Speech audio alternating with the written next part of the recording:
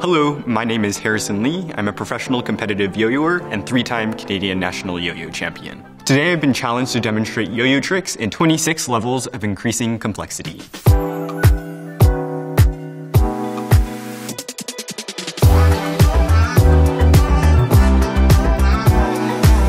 Today we'll be focusing on yo-yo tricks using an unresponsive yo-yo. That means we'll not be going into tricks that use multiple yo-yos or yo-yos that go off the string. This is an endless journey into yo-yoing. Yo-yo tricks continuously evolve and transform. It's very similar to a hip-hop dance where dancers will start with some fundamentals and then build up into their own combinations. This is my interpretation of the challenge. Complexity is defined as additional movements, additional elements that are combined in these tricks, and layers in precision and control required. So there are two main different categories of yo-yoing. There's the responsive yo-yos and unresponsive yo-yos. For the first few levels, we're going to start with a responsive yo-yo. Level 1, downward sleeper. So the downward sleeper is the first trick that everybody learns when they start to yo-yo. It's the simplest trick and it involves throwing the yo-yo down, letting it spin for a bit at the very end or sleep, and then bringing it back up. So to begin this trick, you start with your arm faced out in a muscle formation, and then you extend your arm and then flick your wrist at the very end. The flick of the wrist at the very end is super important because that's what allows it to give the yo-yo the most spin. So it's very similar to, tennis or badminton, where at the very end, when you hit and flick your wrist, that's where you get the most power. If you don't do that, the yo-yo doesn't have enough spin, and then unfortunately, it'll spin out and die at the end, and you're sad. Moving into the next level, we'll be building off of the downward sleeper and adding an additional element that will propel the yo-yo forward.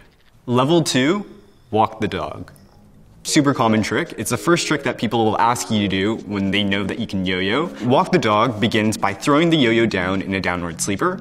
You then rest the yo-yo on the floor, forcing it to propel forward, or you walk the dog, and then at the very end, you give it a little tug, and the yo-yo returns to you.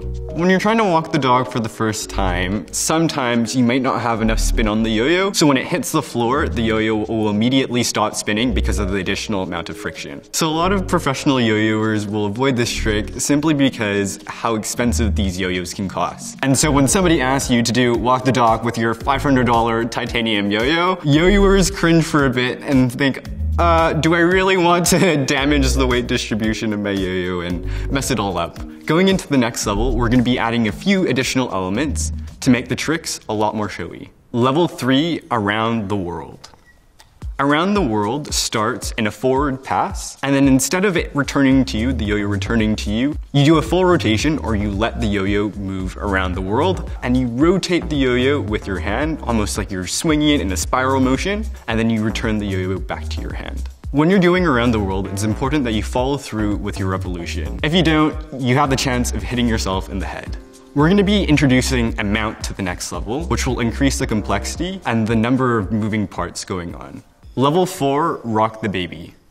So rock the baby, like the name suggests, involves creating a cradle mount and then rocking the yo-yo back multiple times. Generally, a solid rock the baby involves 3 full swings, and then you drop the yo-yo or you drop the baby out of the mount, and then you bring the yo-yo back up.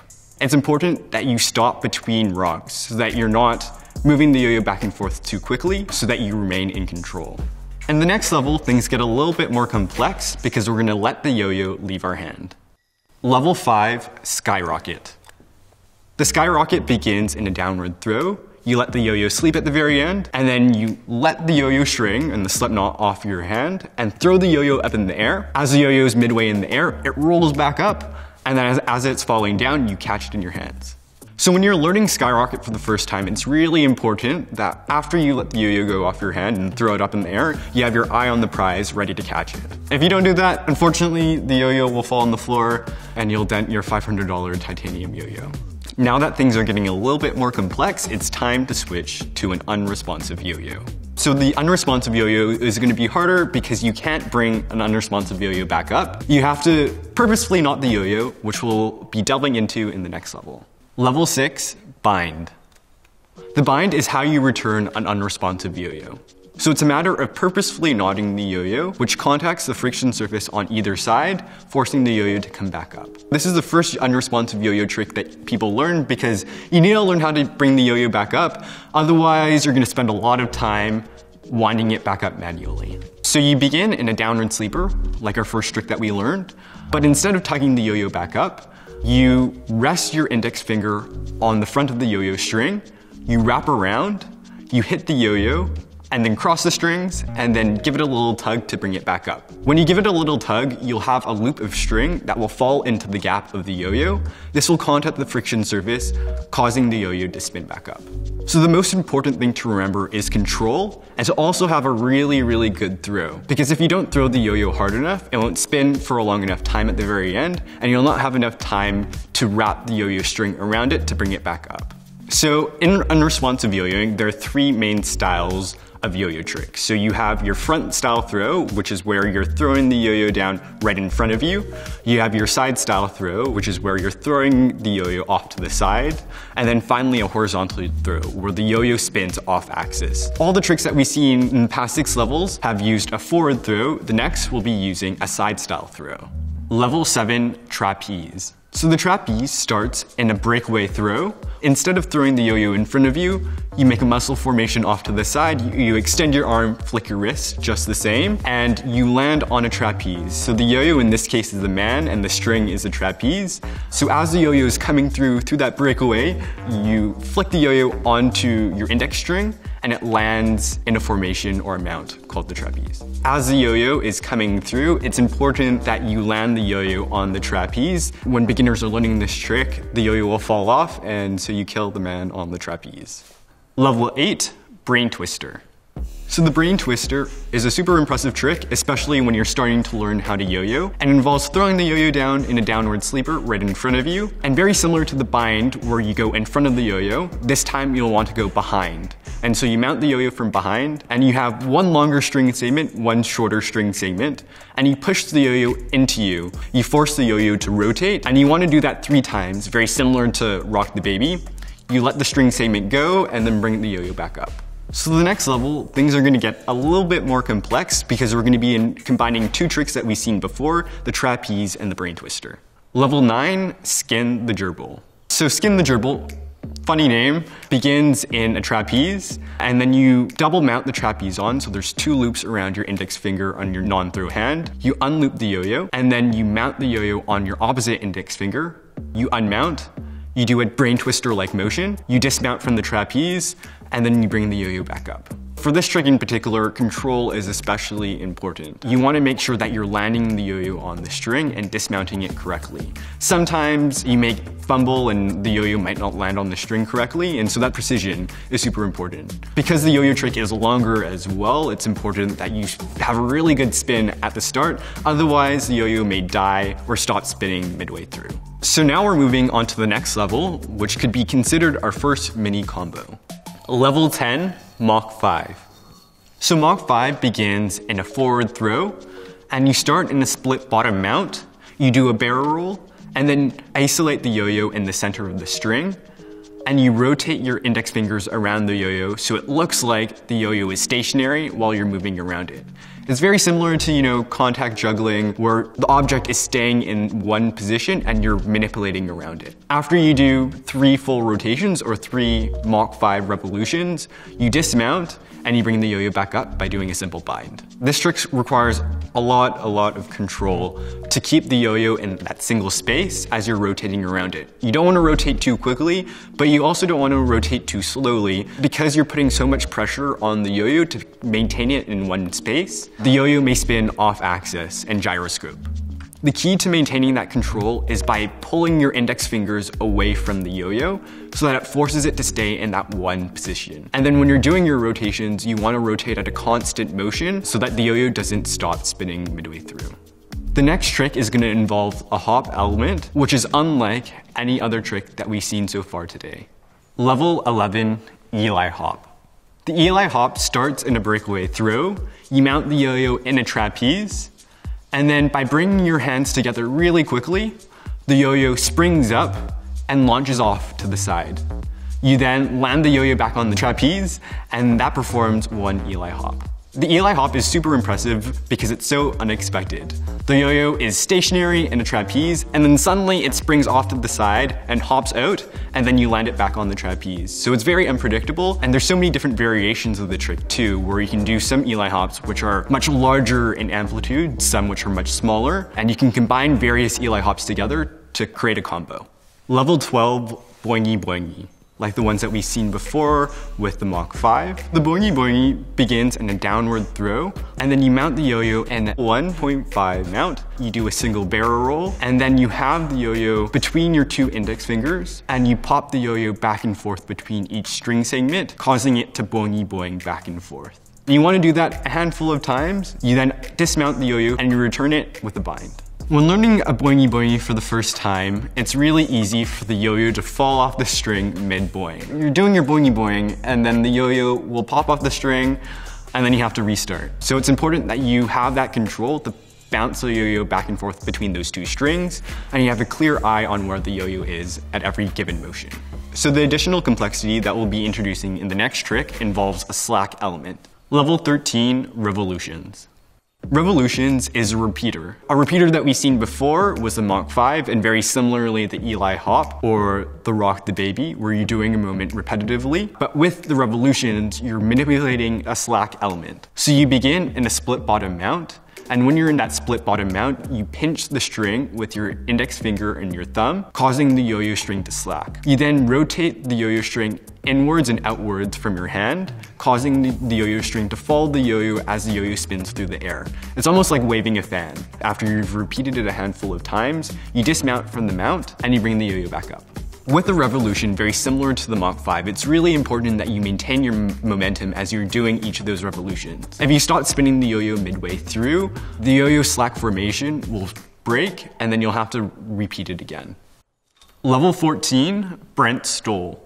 So the brentstol involves a new kind of element called the laceration. So with the laceration, you pop the yo-yo up into the air, and you create a slack movement underneath the yo-yo and create a formation so that when the yo-yo falls back onto the string, it falls into that formation or into that mount. So with the brentstol in particular, the yo-yo falls into a triangle-like formation or a triangle-like mount. One of the common mistakes when players learn the brentstol for the first time is not slacking the yo-yo underneath the string enough to create a large enough loop to create that triangle formation for the yo-yo to land back onto the string.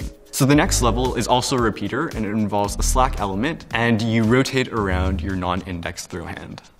Level 15, yuki slack. So you begin in a side style throw and start in a trapeze. You then pinch your index finger and your thumb of your non-throw hand, slack the string by rotating it with a clockwise motion, and catch the string segment in a double or nothing. You then dismount from that double or nothing off to the side, hit the yo-yo on the bottom of the string, and slack the yo-yo in the opposite direction. You catch the string segment as it's going around, and then you repeat the motion again. So you dismount, you hop onto the string on a trapeze, and you slack it over into a double or nothing, back and forth, back and forth. After you've done your fair share of yuki slacks, you dismount and you bring the yo-yo back up. So one difficulty with the yuki slack is that the trick can fall apart on successive repeats. As you're slacking the yo-yo back and forth, it's really easy for the string and the yo-yo to get tangled up, and resulting in a dead yo-yo and a knot in your hands. Level 16, black hops. Black hops requires a lot of precision and a lot of control. You begin in a triple or nothing mount, which is very similar to the double or nothing, but you rotate the yo-yo around the string one more time so that there's 3 string segments on either index finger. When you're in that triple or nothing, you then bounce the yo-yo off the string consecutively until you reach a trapeze. So you're constantly bouncing the yo-yo back up, landing it on the string, bouncing the yo-yo back up, landing it on the string, and then you land in that trapeze. Once you're at the trapeze, you want to build back up to a triple or nothing. So you hop the yo-yo back up, slash the yo-yo off to the side, it lands in a trapeze and his brother, jump the yo-yo back up, it lands in a double or nothing, and you continue until you're in a triple or nothing. Once you're in that triple or nothing again, you drop all the string segments so it's just resting on your index finger. You dismount and you do a bind to bring the yo-yo back up. So with black hops, precision and control are your best friend. You really want to make sure that you have an eye on the yo-yo as it's hopping between those strings, and you're landing on each string segment clearly. When you're going down to the trapeze and when you're moving back up, very similarly, you're landing on each string segment clearly. So the next trick, we're going to make the yo-yo look like it's skipping rope. Level 17, follows. The trick begins in a trapeze, like many other tricks, and you dismount. You then slash the yo-yo with a karate chop-like motion. That creates a loop around your throw hand, and then you rotate around the yo-yo multiple times, kind of like skipping rope. After you're done rotating around the yo-yo a handful of times, you land the yo-yo in an iron whip, which is where the yo-yo trick originated from, and then you bring the yo-yo back up through a bind. Like the yuki slack, like the revolution, like the mach 5, the follows is a repeater. With this trick, momentum is super important. After you start the trick, you have to keep following through, otherwise the yo-yo and the string and the slack will get tangled up. For the next trick, we're going to be incorporating another part of our body, and the yo-yo is going to land behind our back. Level 18, leg wrap trap. So the leg wrap trap begins in a breakaway throw. You do a handful of around the worlds, and then you step over the string with your right leg, and then shortly after with your left leg. And then afterwards, you land in a trapeze behind your back. You quickly dismount and bring the yo-yo back up to your hand. So this yo-yo trick is also commonly known as the ball breaker because the yo-yo string is going between your legs and can break your balls. Lots of mistakes can be made with this trick. The next trick is another laceration, and it involves wrapping the yo-yo string around the yo-yo enough times so you land in a 2.5 mount. Level 19, 2.5 hook. So the 2.5 hook, like the triangle laceration, involves popping the yo-yo up and spinning the yo-yo string around the yo-yo multiple times to land the yo-yo back into a mount when it falls back down. In this case, it's a 2.5 mount, which is like the 1.5 mount, but with 2.5 strings wrapped around the yo-yo instead. So the yo-yo begins in a breakaway throw. You pop the yo-yo up. As the yo-yo is midway through the air, you take your 2 index fingers and you're wrapping around the string multiple times, 2.5 times to be exact. As the yo-yo is falling back into the yo-yo string, you land in that 2.5 mount. So this trick is really challenging because it's quite risky. You either get it or you don't. You have to try multiple times, and it can be quite tiring to pop the yo-yo back up, spin around with your index fingers, and then land back onto the string. So with this trick, because you're rotating around the yo-yo multiple times, it's common to not catch the string when it lands in the 2.5 mount. So up to this point, we've looked at the front style throw and the breakaway throw, but we'll be introducing a new throw in this upcoming trick, the horizontal throw. Level 20, banana turnover and horizontal pinwheel. So the banana turnover and the horizontal pinwheel are 2 sides of the same coin. They're just different based off of the way that you begin with the throw. So in the case of the banana turnover, it's more of a side style throw, but horizontal. And with the horizontal pinwheel, it's like a downward, forward facing throw, but horizontal. So beginning with banana turnover, you begin in a side style throw, but instead horizontal, so kind of like you're throwing a frisbee. And then as the yo-yo is going around, almost like you're about to hit it in a trapeze, you stick out your thumb facing downwards of your non-throw hand, and the yo-yo will wrap around your thumb, causing it to rotate. You do that a couple of times, and that rebalances the plane of the yo-yo so that you can land it in a trapeze. After you're in that trapeze, you can do a variety of different tricks. The banana turnover is a starting point to many horizontal tricks, and then you bring it back up. With the horizontal pinwheel, you're throwing the yo-yo across your body, and as the yo-yo is fully extended at the end of the string, you're doing a series of pinwheels to keep it in the same plane, very similar to the banana turnover. After that, you can transition into a horizontal combo, and then bring the yo-yo up with a bind. Horizontal tricks are a lot more challenging than your typical side style or front style throw because you have to keep the yo-yo spinning, otherwise it'll spin out of plane. Level 21, UFO. The UFO is a horizontal trick, and you begin by doing a banana turnover. As the yo-yo is spinning around your thumb, you let it rest for a second, almost allowing it to spin out and spin out of control. But before it starts spinning, you pop the yo-yo up and you catch the yo-yo, returning it in a bind. It's called the UFO because it looks like a UFO is about to land. The yo-yo is flat when you're performing the trick, flat on the horizontal plane, and the yo-yo string spirals around it because it's about to die.